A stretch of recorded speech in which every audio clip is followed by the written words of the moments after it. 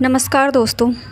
आज हम बात करेंगे एक ऐसे हिंदुस्तानी की जिसने बिना किसी जुर्म के 23 साल पाकिस्तान की जेल में यातनाएं झेलीं और आखिरकार उन्होंने उसे मौत के घाट उतार दिया।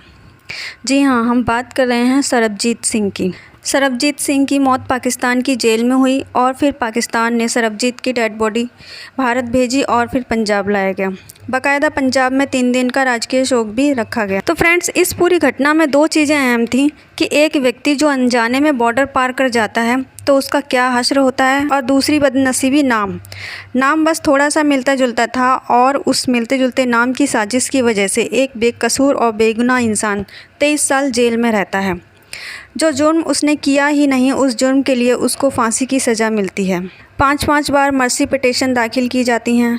2-2 राष्ट्रपतियों के पास ये दया याचिका दाखिल होती है, लेकिन कोई फ़ायदा नहीं हुआ। कई बार भारत सरकार ने भी सिफारिश की कि सरबजीत को छोड़ दो, लेकिन पाकिस्तान नहीं माना। अब जानते हैं कि एक्चुअल में हुआ क्या था। सरबजीत सिंह पंजाब के तरन तारण ज़िले के भिकीविंड गाँव का रहने वाला था। वह एक किसान था। उसके पिताजी यूपी रोडवेज़ में काम करते थे। उसकी एक बहन थी जिसका नाम है दलबीर कौर।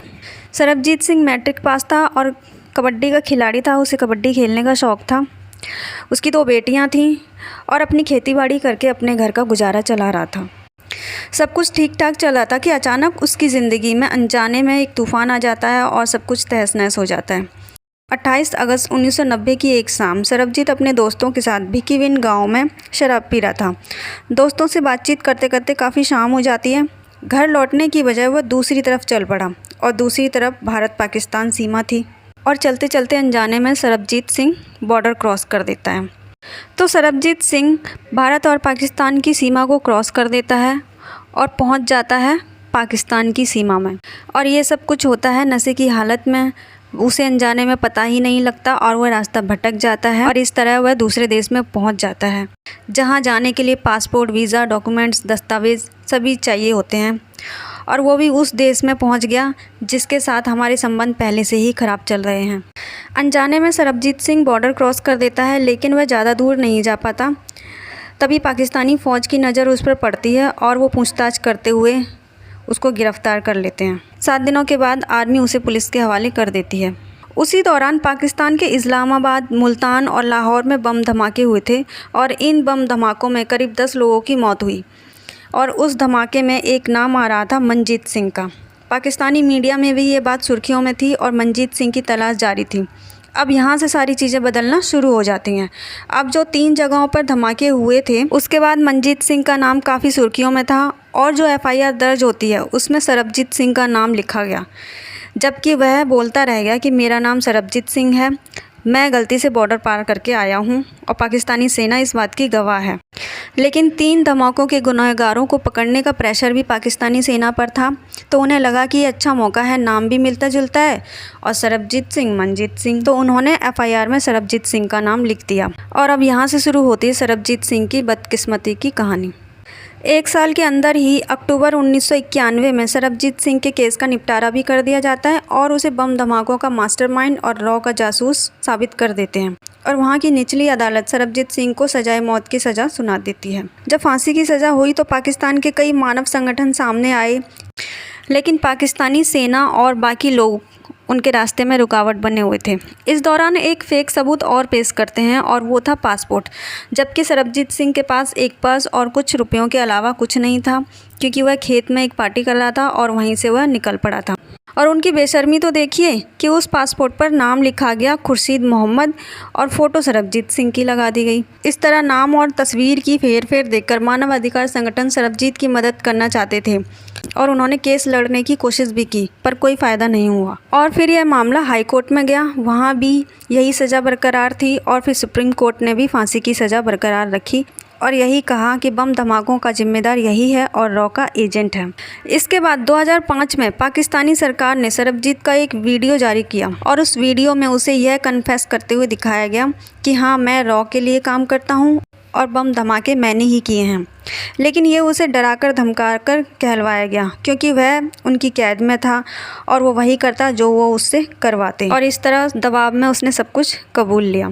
लेकिन इस कबूलनामे में सरबजीत सिंह सब कुछ कबूल कर रहा है, जबकि 3 जगह पर धमाकों में मनजीत सिंह का नाम है और उसका कुछ पता ही नहीं है। इसके बाद 1 अप्रैल 2008 की तारीख फिक्स की जाती है सरबजीत को फांसी के लिए लाहौर के कोट लखपत जेल में।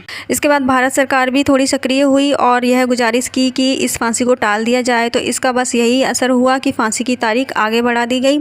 अब 1 अप्रैल की जगह 30 अप्रैल कर दी गई। इसी दौरान जिस मनजीत के नाम पर सरबजीत को गिरफ्तार किया गया था वो इंग्लैंड और कनाडा में घूम रहा था, और आखिरकार वो पकड़ा जाता है और उसे पाकिस्तान लाया जाता है और ये कंफर्म हो जाता है कि ये मनजीत है। लेकिन अब पाकिस्तान की पूरी अदालत से लेकर सेना तक जो सरबजीत को ही मनजीत बना चुके हैं।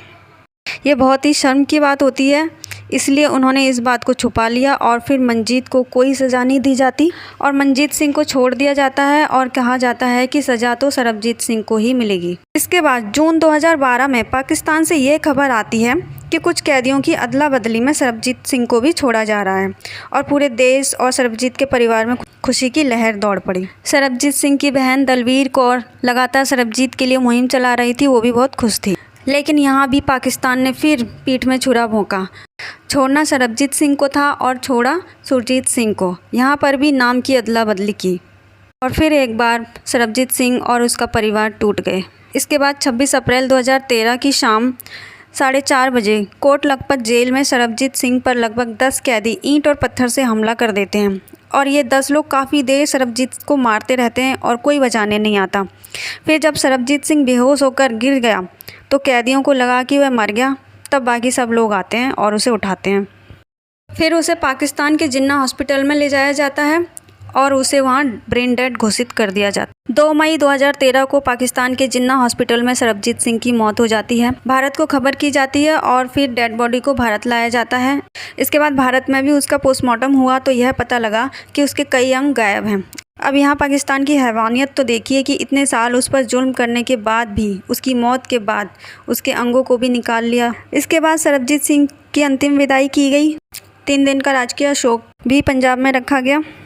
उसकी बहन जो पूरी ज़िंदगी उसे छुड़ाने के लिए मुहिम चलाती हैं, वो भी अब पूरी तरह से टूट चुकी हैं। तो दोस्तों, यह जो जेल में सरबजीत सिंह पर हमला हुआ वह सोची समझी साजिश थी, जो नहीं चाहते थे कि सरबजीत सिंह हिंदुस्तान वापस जाए और इस तरह एक बेगुनाह इंसान, एक किसान, एक पिता, एक भाई दुश्मन देश के टॉर्चर बर्दाश्त करते करते इस दुनिया से चला जाता है। बाकी फ्रेंड्स, आप क्या सोचते हैं कमेंट बॉक्स में ज़रूर बताइएगा और वीडियो को लाइक ज़रूर करिए, शेयर करिए और चैनल को सब्सक्राइब करिए।